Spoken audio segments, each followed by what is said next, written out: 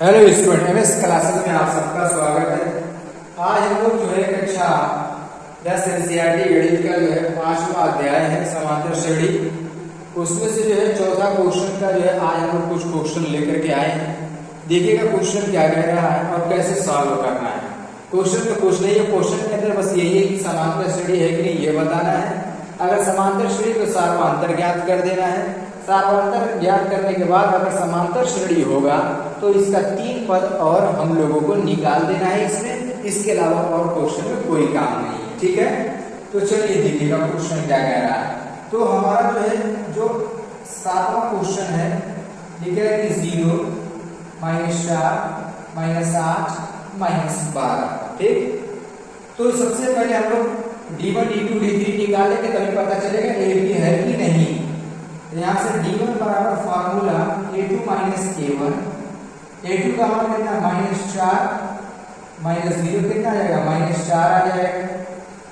फिर उसके बाद d2 निकालेंगे जब, तो यहाँ से फॉर्मूला a3 a1, a3 का मान हमारा -8, फॉर्मूले का माइनस और ये -4, -8 माइनस और माइनस हमारा क्या आएगा +4, कितना आएगा हमारा -4। इसमें भी आ गया। जब ये दोनों बराबर हो जाए तब d3 निकाला जाता है, ठीक है ना। यहाँ पर अगर d3 हो जाएगा a4 a3 का मान कितना -12, फिर फॉर्मूले का माइनस और a3 का मान कितना -8, ये -12 और माइनस और प्लस माइनस हो जाएगा +8 हो जाएगा, जो कि -4 आ जाएगा। अब यहाँ पर एक चीज जरा ध्यान दीजिए, क्या यहाँ पर d1 d2 d3 बराबर नहीं आ रहा है? बराबर आ रहा है। हम लोग क्या लिख देंगे कि ये हमारा AP है, पहले इसको दिखाना पड़ेगा। ये d1 बराबर है d2 के बराबर है, ये d3 के कितना मान -4, तो लिख देंगे कि AP है। क्या है हमारा AP है। और जब AP हो जाए तब इसमें से निकालना है अगला 3 और पद निकालना है। क्या 3 और पद निकालना है? कौन सा? A5 का मान हमारा फॉर्मूला A + 4D, A का मान कितना है 0, फिर +4 गुणे D का मान हमारा कितना -4, तो 0 का कोई वैल्यू नहीं, 4 × 16 -16 हो जाएगा। A6 निकालेंगे तो A + 5D हो जाएगा। A का मान 0, 5 गुणे -4, 0 की कोई वैल्यू नहीं, 5 × 20 -20 हो जाएगा यहाँ पर। इसी तरीके से A7 की बात करें तो यहाँ पर A + 6D, A का मान कितना है 0 + 6 गुणे -4, तो कितना है 6 × 4 को 24 -24 हो गया। इस तरीके से हम लोग को समांतर श्रेणी भी मिल गई और इसका सार्वधातुक भी मिल गया, और हम लोग को जो है A5 A6 और A7 भी मिल गया। ऐसे लगा देंगे इस क्वेश्चन को। उम्मीद करता हूं समझ में आ गया होगा। चलिए अब हम लोग जो है इसका जो है 8वां वाला क्वेश्चन करते हैं। देखिए 8वें क्वेश्चन में भी हम लोग को यही बताना है कि ये भी है कि नहीं।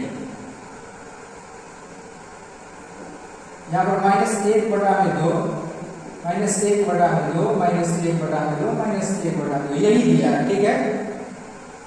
तो इसमें से भी हम लोग d1 निकालेंगे। d1 बराबर हमारा कितना है -1/2। पहले फॉर्मूला लिख दे रहा हूं यहाँ पर। देखो अभी पिछले क्वेश्चन फॉर्मूला लिख रहे, चलो फिर भी लिख दे रहा हूं। a2 - a1 यानी -1/2, फिर प्लस नहीं -1/2 या बराबर -1/2, माइनस और माइनस मिला के +1/2, जो कि क्या हो जाएगा 0 हो जाएगा। ये इससे क्या जाएगा कट जाएगा ना, 0 आ गया। d2 निकालिए जरा, A3 - A2 -1/2, फिर फॉर्मूले का -A2 का भी मान -1/2 है। ये -1/2 और माइनस मिला के रहेगा +1/2, जो कि 0 आ जाएगा। ये 20 से कट जाएगा, हमारा 0 आ जाएगा।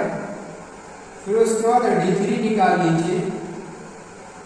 A4 - A3, A4 का मान कितना है हमारा तो -1/2 ये भी है, फिर फॉर्मूले का -1/2। देखो ये -1/2 माइनस और माइनस मिलाकर +1/2 हो जाएगा, ये इससे कट जाएगा और आंसर आ जाएगा हमारा 0।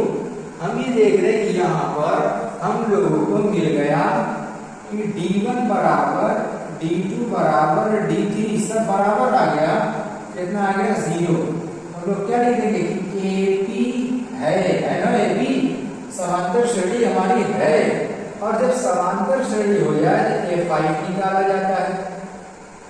फार्मूला A + 4D, A का मान -1/2 प्लस 4 गुणे 0 कितना हो जाएगा -1/2 हो जाएगा ना।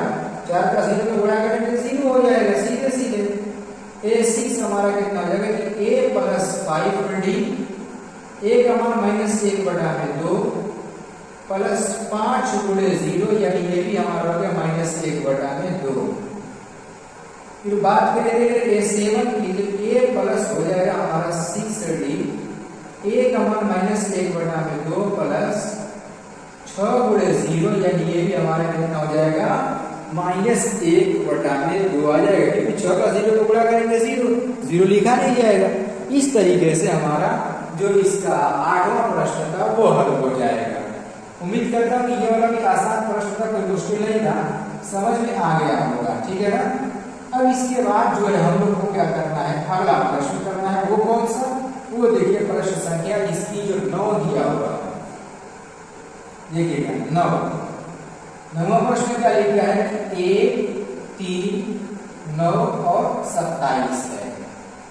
यहां से देखिए प्रथम पद, द्वितीय पद, तृतीय पद के डॉट डी हमारा है, तो यहां से सबसे पहले d1 का मान हमारा कितना हो जाएगा a2 - a1, यानी 3 में से एक घटा देंगे कितना मिल जाएगा हमारा 2 हो जाएगा।